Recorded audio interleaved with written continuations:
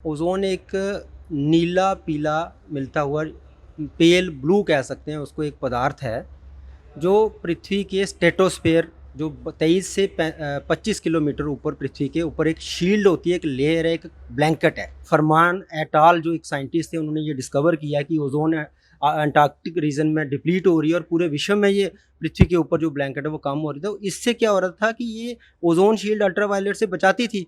अब UV B जो है वो पृथ्वी वासियों पे जब जहाँ पहुंचती है तो ये उनकी स्किन को वायरस करती है। हम कुदरत के साथ जुड़कर काम करते हैं। ये जो ओजोन डिप्लीशन जो है ये हमें वेस्टर्न कंट्रीज ने, वेस्टर्न वर्ल्ड ने, इंडस्ट्रियलाइजेशन ने हमें दी है। अगर हम उसी जो केमिकल दुनिया में रहने का प्रयास करते रहे कि हमें तरक्की करनी है और भौतिक विकास में हम कहीं जो कुदरत के साथ सौहार्द रखने का जो हमारा रहता था उसको हम छोड़ के आगे बढ़ते जाएंगे तो निश्चित रूप में पृथ्वी में जो जीवन है वो खतरे में होगा। देखिए ओजोन जो है, ओजोन एक नीला पीला मिलता हुआ पेल ब्लू कह सकते हैं उसको, एक पदार्थ है जो पृथ्वी के स्ट्रेटोस्फेयर जो 23 से 25 किलोमीटर ऊपर पृथ्वी के ऊपर एक शील्ड होती है, एक लेयर है, एक ब्लैंकेट है जी, जिसका फार्मूला जो केमिकल फार्मूला O3 है। ये सूंघने में पंजेंट स्मेल इसकी आती है। अगर आप पृथ्वी पे भी ओजोन है, आसपास ओजोन होती है, लेकिन वहाँ पे ये इकट्ठी होकर एक लेयर बनाती है और उस लेयर का पृथ्वीवासियों को बड़ा फ़ायदा है। जो पृथ्वी के ऊपर जीव है, जो लाइफ है, उसको ये प्रोटेक्ट करती है। जो लाइट होती है, लाइट में अल्ट्रावायलेट रेडिएशंस होती है, इंफ्रारेड होती है और विजिबल होती है। जो अल्ट्रावायलेट रेडिएशन है वो फर्दर 3 किस्म की है। उसमें UVA, UVB एंड UVC होती है। उसमें एक होती है UVB जो 280 नैनोमीटर से 320 नैनोमीटर जिसकी वेवलेंथ होती है। उसके अंदर ना एक शक्ति होती है, पायरसिंग शक्ति, घुसने की शक्ति, पेनिट्रेटिंग पावर। वो क्या करती है कि पेनिट्रेट करती है। जब अगर ओजोन डिप्लीट हो जाएगी, जैसे पता चला था फरमान एट अल जो एक साइंटिस्ट थे उन्होंने ये डिस्कवर किया कि ओजोन अंटार्कटिक रीजन में डिप्लीट हो रही है और पूरे विश्व में ये पृथ्वी के ऊपर जो ब्लैंकेट है वो कम हो रही था। इससे क्या हो रहा था कि ये ओजोन शील्ड अल्ट्रावायलेट से बचाती थी। अब यूवी बी जो है वो पृथ्वी वासियों पे जब जहाँ पहुँचती है तो ये उनकी स्किन को, उनकी चमड़ी को वायरस करती है। इससे 2.5 लाख से 5 लाख के करीब स्किन कैंसर के पेशेंट जो है वो बढ़े हैं। नुकसानदेह है, बहुत नुकसान देती है। इससे आंखों का जो कार्निया हमारा जो होता है उसको इन्फ्लेमेट करती है, स्वेलिंग करती है। इससे कैटरेक्ट बढ़ा है, लोगों की दृष्टि बाधित हुई है, दृष्टि को नुकसान हुआ है।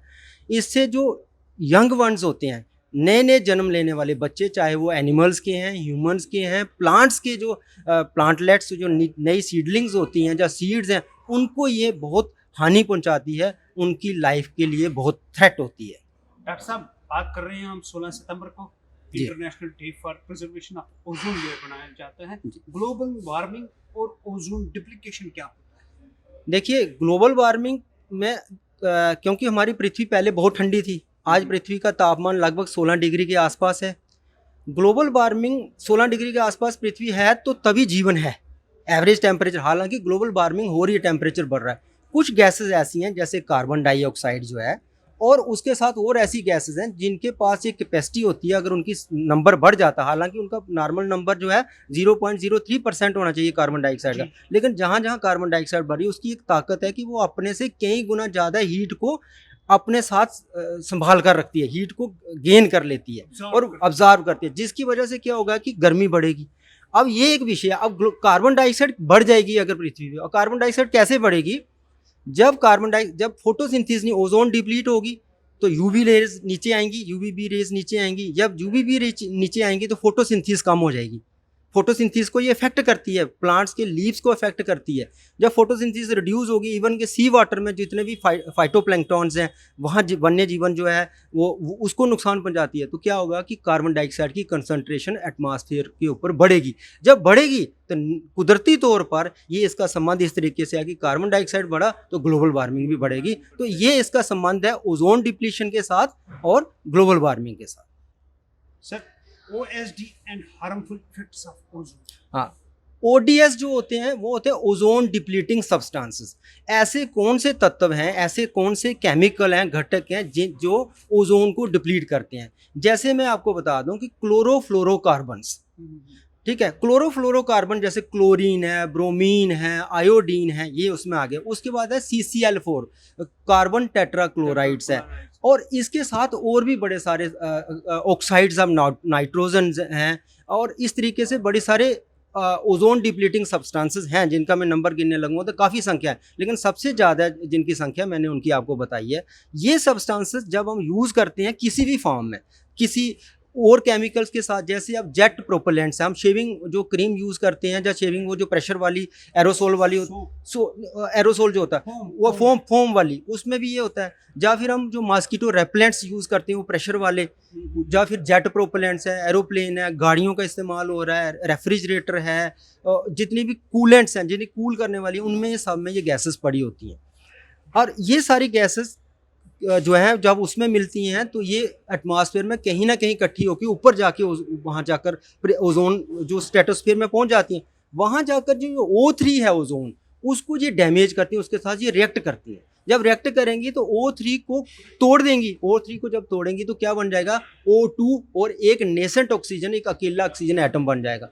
ये रिएक्शन को एक बार होने वाली नहीं है। ये एक ब्रोमीन जो एक ब्रोमीन का एक क्लोरीन का जो मॉलिक्यूल है वो 1,00,000 ओजोन मॉलिक्यूल्स को डिप्लीट करता है। It becomes a chain reaction, so it is very very dangerous to use this product. इसलिए एक चिंता व्यक्त की गई माननीय कि भाई दुनिया में जब ये पता चला कि इसका इतना खतरा है और जीवन पृथ्वी पे खतरे पे हो जाएगा, तो जो मॉन्ट्रियल प्रोटोकॉल हुआ कोई कनाडा में, उसके ऊपर इसकी बड़ी चर्चा की गई। और उसी के साथ 1992 में जो है यूनाइटेड नेशन जनरल असेंबली ने एक रेजोल्यूशन पास किया, जिसमें शुरू में कुछ कम कंट्रीज़ ने पार्टिसिपेट किया। उन्होंने इस पे साइन किए, सिग्नेटरीज बने कि हम ओजोन डिप्लीटिंग सब्सटेंसेस की जो है यूज़ और प्रोडक्शन उसको हम चरणबद्ध तरीके से कम करेंगे। भारत ने भी 1992 में इसने अपना हिस्सा आने वाला था। तो कितना कंट्रीब्यूशन है ओजोन टुवर्ड्स भारत का?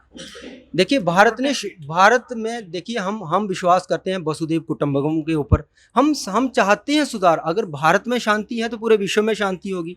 भारत में हमारी संस्कृति में, हमारे कल्चर, हमारे खान पान में, हमारे व्यवहार में, हर जगह हम कुदरत के साथ जुड़कर काम करते हैं। ये जो ओजोन डिप्लीशन जो है, ये हमें वेस्टर्न कंट्रीज़ ने, वेस्टर्न वर्ल्ड ने, इंडस्ट्रियलाइजेशन ने हमें दी है। हम ऐसे रहने वाले में से नहीं थे, हम ही को फॉलो करके वो मानेंगे। हमने शुरू से हमारी ये प्रतिबद्धता है। हम कोई उनके साथ समझौता करने वाली हमारे ये स्वभाव में है। भारत शुरू से इसमें था, लेकिन 1992 में हमने भी मॉन्ट्रियल प्रोटोकॉल की जो सिग्नेटरी बने, हमने भी आगे जितनी भी, चाहे वो रियो डी जेनेरो की कॉन्फ्रेंस, अर्थ समिट हुआ, चाहे वो अलग अलग क्योटो प्रोटोकॉल हुआ, जो भी सारे होते रहे, हम उसके हिस्सा बने हैं। और हम भी, क्योंकि डेवलपिंग नेशन है, हमारी कंट्रीब्यूशन ओजोन डिप्लीशन में सबसे कम होगी, लेकिन हम उसका हिस्सा बन के हम भी ग्रीन एनर्जी की तरफ बढ़ रहे हैं। हम भी वो सारे अनुबंध जो किए गए हैं जिससे ओजोन डिप्लीटिंग सब्सटेंसेस जो इस्तेमाल होते हैं, हमने उनकी प्रोडक्शन चरणबद्ध तरीके से कम करना शुरू कर दी है।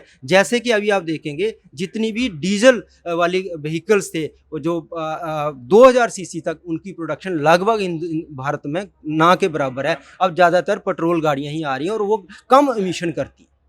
तो इस तरीके से भारत सिर्फ ये नहीं कर रहा, जैसे हमने सोलर लाइट की तरफ बढ़े हैं, थर्मल पावर से हमने थोड़ा कम किया उनको, धीरे धीरे हम इस तरफ बढ़ रहे हैं। और भारत वैसे मैं धीरे नहीं कहूँगा, बड़े मतलब स्पीड तरीके से आगे बढ़ रहा है। और हम निश्चित रूप में अपना जो टारगेट हमारा 2040 मिला है, हम 2030 में इसको करने में सक्षम हो जाएंगे। इस साल का स्लोगन है, हमारे पास स्लोगन है, life on earth protect the ozone layer and prevent the climate change. जी कितना स्लोगन का कितना मायने रखता है?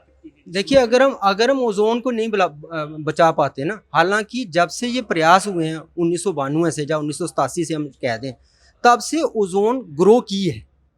थोड़ा उसका जो थिनिंग थी वो कम हुई है, ये ऐसा अभी सर्वे में आया, कंट्रीब्यूशन हो रही है। लेकिन अगर हम जागे नहीं, अगर हम उसी जो केमिकल दुनिया में रहने का प्रयास करते रहे कि हमें तरक्की करनी है और भौतिक विकास में हम कहीं जो कुदरत के साथ सौहार्द रखने का जो हमारा रहता था, उसको हम छोड़ के आगे बढ़ते जाएंगे, तो निश्चित रूप में पृथ्वी में जो जीवन है वो खतरे में होगा। आज आप देखेंगे हर दूसरे तीसरे व्यक्ति को ऐनक लगना शुरू हो गई है, आंखों में उसको समस्या है, स्किन को उसकी स्किन की प्रॉब्लम्स बढ़ रही है। अब हर्पीज एक बीमारी है, उसकी प्रेवलेंस बढ़ गई है ओजोन की वजह से। और जो लोग जहाँ पे सन की कमी रहती है या जहाँ पे सन ज़्यादा रहता है, इन दोनों एरियाज में ओजोन के ज़्यादा खतरे रहते हैं। क्या खतरे की घंटी को हम मान लेंगे? नहीं, खतरे को घंटी को हमने मानना था। आज हम कुछ अच्छी कंफर्टेबल पोजीशन में आ गया पूरा विश्व कि ओजोन रिपेयर हो रही है, ये आप खुशी की बात मैं आपको बताऊं। लेकिन हमें पीछे हटना नहीं है। हमारा जो वायदा है, जो हमने वादा किया हुआ है कि 2030 में डेवलप्ड नेशन जो है वो इसको इनके जो ओडीएस सब्सटेंसेस हैं उनका प्रोडक्शन और उनका यूज़ कम करेंगे, बंद करेंगे, और 2040 तक जितने डेवलपिंग नेशन है उसको भी कम करेंगे। ये खतरे की घंटी थी, अब नहीं है। अब हमें वो अवेयरनेस लानी है, वो जानकारी लानी है, वो समाज में वो चीज़ें पूरे विश्व में जिन लोगों को ये जानकारी नहीं है उन तक फैलानी है कि इन चीज़ों का हम प्रयोग कम करें। जैसे गाड़ियाँ पूल करके हम जा सकते हैं, जैसे साइकिल का हम ज़्यादा प्रयोग कर सकते हैं, जैसे ज़्यादा से ज़्यादा पौधे लगाएं। मैं तो कहता हूँ कि अगर छत के ऊपर किसके पास जगह है तो सभी लोग अपने अपने छत के ऊपर पौधे लगाएंगे तो आपको एक रूफ टॉप गार्डन्स की लेयर मिलेगी। तो इस तरीके से हम बड़ी सारी कंट्रीब्यूशन अपने लेवल पे भी कर सकते हैं, हर व्यक्ति अपना तरीके से कर सकता है। इस साल का थीम है monitor, protect, fixing the ozone layer and reduce climate change. हाँ, fixing the ozone layer. Fixing मतलब हमें उसको दोबारा उस पोजीशन पे लाना है, और जो क्लाइमेट, उसकी वजह से जो क्लाइमेट चेंज हो रही है, जैसे मैंने आपको कहा कि ग्लोबल वार्मिंग क्लाइमेट चेंज का कारण है। तो जब CO2 का लेवल बढ़ेगा, जब फोटोसिंथेसिस नहीं होगी, जब नॉर्दर्न अगर आप चलेंगे देखेंगे जिम्नोस्पर्म्स जो हैं उनकी जो नीडल्स हैं उनको बड़ा नुकसान हो रहा है। लीफ का जो येलोइंग हो रहा है, लीफ जो है वो उनकी मॉटलिंग ऐसे मतलब ऐसे लगता है कि जल गए हैं जब अल्ट्रावायलेट जो बी रेडिएशन जब वहाँ तक पायरस करती हैं। तो धीरे धीरे जो फोटोसिंथेसिस जब रिड्यूस होगी तो पूरी लाइफ, प्रोड्यूसर्स की लाइफ, जब क्योंकि प्लांट्स प्रोड्यूसर्स हैं, प्राइमरी प्रोड्यूसर्स हैं, उनकी लाइफ अगर खतरे में होगी तो निश्चित रूप में जो उतने भी कंज्यूमर्स हैं वो प्रभावित होंगे और यहाँ पे पृथ्वी पे जीवन रहने के लायक नहीं रहेगा। शुक्रिया बातचीत करने के लिए। ओजोन के बारे में आपने बहुत समय कम था, जानकारी प्रयास किया मैंने देने के लिए। तो मुझे उम्मीद है कि आम भाइयों बहनों को ये समझ ज़रूर आएगा कि कितना महत्वपूर्ण है ये दिन बनाना, और ये जानकारी लोगों तक पहुँचे, और हम सचमुच में जो ODS हैं, जो ओजोन डिप्लीटिंग सब्सटेंसेस हैं, उनका प्रयोग नहीं करेंगे तो निश्चित रूप में हमारी भी कंट्रीब्यूशन वहाँ रहेगी ओजोन को। ज़्यादा से ज़्यादा पौधे लगाएं। पौधे तो लगाने ही पड़ेंगे, और हर सीज़न में लगाने हैं, क्योंकि हर सीज़न में हमें ऑक्सीजन चाहिए, हर सीज़न में हमें मौसम अच्छा चाहिए। ये नहीं कि सिर्फ बरसात आई पौधे लगाए और फिर भूल गए। और कस्टमरी पौधे नहीं लगाने हैं, हमें दिल से पौधा लगाना है और उसको बचाना भी है। ये सपना ले। ओजोन में भी बिल्कुल पड़ेगा, बिल्कुल पड़ेगा, बिल्कुल निश्चित रूप में पड़ेगा। शुक्रिया बातचीत करने। धन्यवाद। टेक वन अब आपके व्हाट्सएप पर। व्हाट्सएप करिए हाय 9728253663 पर।